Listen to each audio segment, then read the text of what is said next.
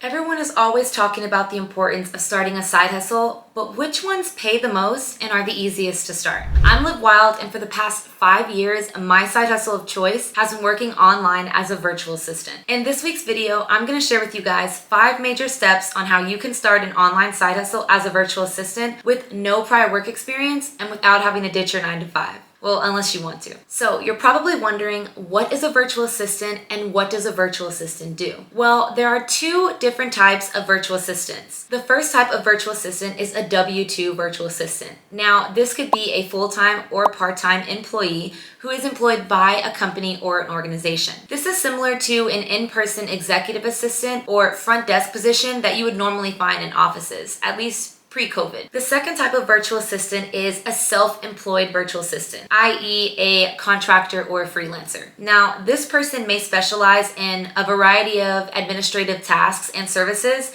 to clients or businesses from a remote location, usually a home office. Now, most influencers and people will tell you that the typical task a virtual assistant carries out includes scheduling appointments, making phone calls, arranging travel, and managing email accounts. Now, although this is technically true, the most successful virtual assistants aren't limited to just clerical tasks and duties. Even though a virtual assistant typically helps with office management duties, they can also assist with a variety of content, social, design, marketing, and other media-related responsibilities. Virtual assistants can have various duties in the workplace, depending on the industry they work in, the scope of work their responsibilities within a specific company are, or a specific client, as well as what certifications, training, or prior experience they have as a virtual assistant. And the most successful virtual assistants have a multitude of skills that make them both versatile and valuable. So you're probably wondering, can I work as a virtual assistant with a full-time job? This is a common question many self-employed individuals like yourself are always wondering. What if you enjoy your full-time job and don't want to have to ditch your 9 to 5 just to bring in an extra $1,500 to $2,000 per month? Not everyone wants to ditch their 9 to 5 to become their own boss, so why quit if you don't have to? This is why I recommend starting a virtual assistant side hustle. Now, most virtual assistants will have set hours each week in their contract, but many can be flexible with their time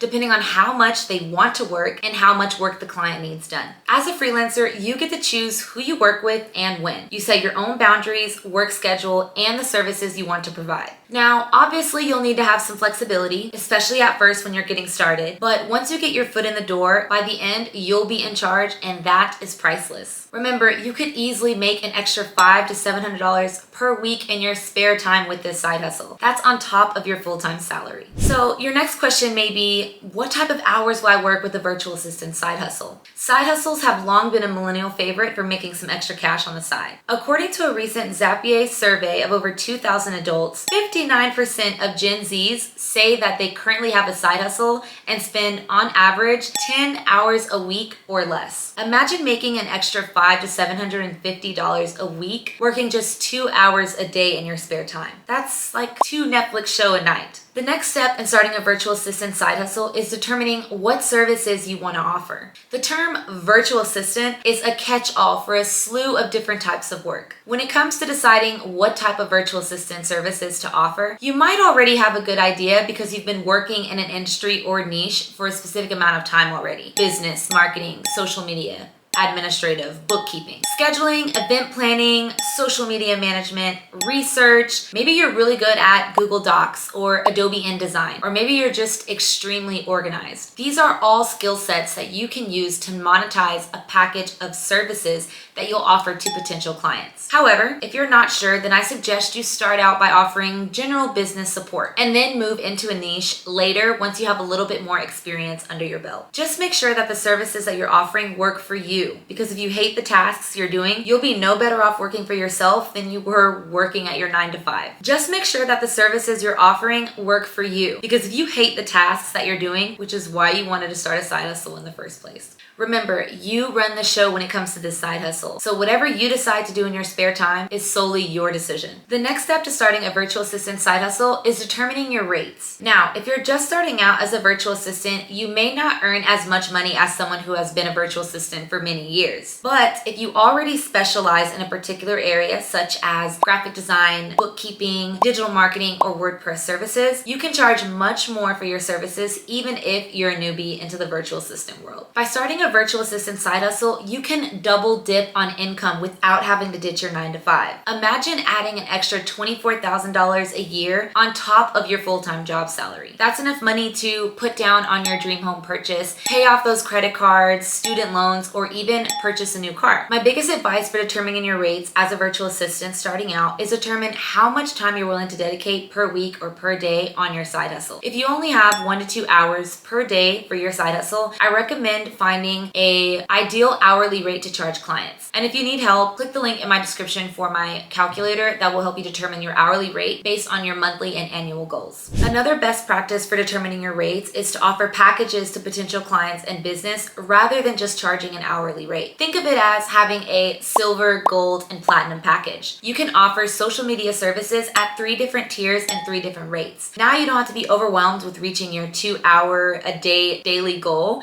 and you can focus more so on the higher level overview of the tasks and projects you're going to complete for a client. So whether your packages are $500 to $700 to $1,500 per month, you get to set the hours that you want to dedicate each day or each week to that client project. Now, the most important step of starting a virtual assistant side hustle is finding clients and setting up discovery calls. Now, the easiest way to find your first client as an entry-level virtual assistant is most likely going to be within your immediate networking circle. Think friends of family, previous employers, or even nonprofit organizations in your neighborhood. Another option to find your first virtual assistant client is utilizing freelancing websites like Fiverr and Zirtual in order to see what kind of services current potential clients are looking for, and then use that information that you found, partner it with the skills and services you already have and want to offer, and see if you can start sending out some proposals. Now, keep in mind, just because you may not see that clients are actively looking for the skills and services you offer, it doesn't mean that those aren't services other potential clients may need or may be looking for in the future. You can also find a lot of virtual assistant opportunities on freelancing and VA job boards. There are several options, including VA Insiders and Flex Jobs. And although some may be paid, there are several job boards out there that offer free services in order for you to find potential clients online. Another option to find your first client as a virtual assistant is to market on social media platforms. Now, I know what you're thinking. How am I going to find my first client on Instagram and on TikTok? But I have found many potential clients on Instagram and have even managed to close 2 clients this last month alone solely from my Instagram account. Now, as tempting as it may be when you're starting out to be on every single platform everywhere, let's be honest, you don't have the manpower, at least not when you're starting out. In my professional experience, spreading yourself too thin is only going to affect the quality of your interaction and hence the growth of your virtual assistant business or side hustle. Instead, opt in for one social media platform that you know your ideal clients frequently utilize and establish yourself there. For example, if you choose Facebook, spend time finding 2 to 3 really good VA groups that bring together both your ideal client and other virtual assistants. You can continue learning from each other and sharing tips and even land clients occasionally.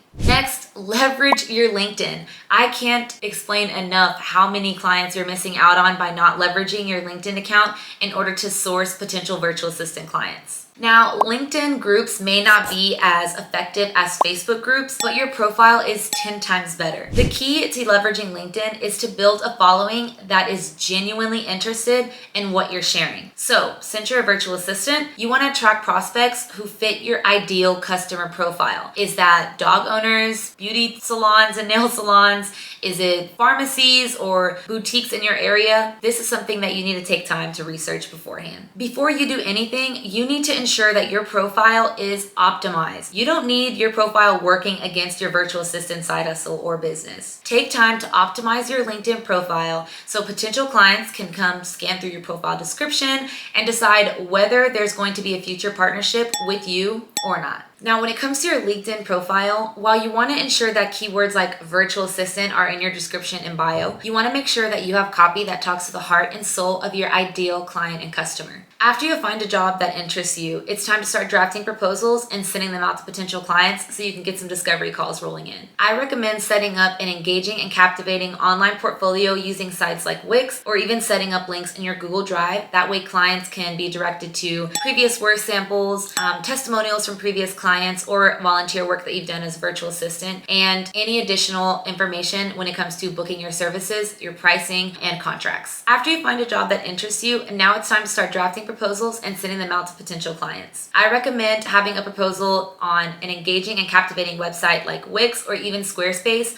That way clients can see examples of your work, testimonials, as well as your pricing and packages that you offer. The truth is, finding clients for your virtual assistant business or side hustle isn't as difficult as it may seem in the beginning, although it does require a huge mindset shift when it comes to how you approach the freelancing world. So if you guys are curious and you want to start a virtual assistant side hustle or business, you can take advantage of the tons of resources that I'll have linked down in the description. Don't forget to leave me a comment in the comment section about what you want to learn when it comes to starting a virtual assistant side hustle, and I'll cover it in next week's video. Bye.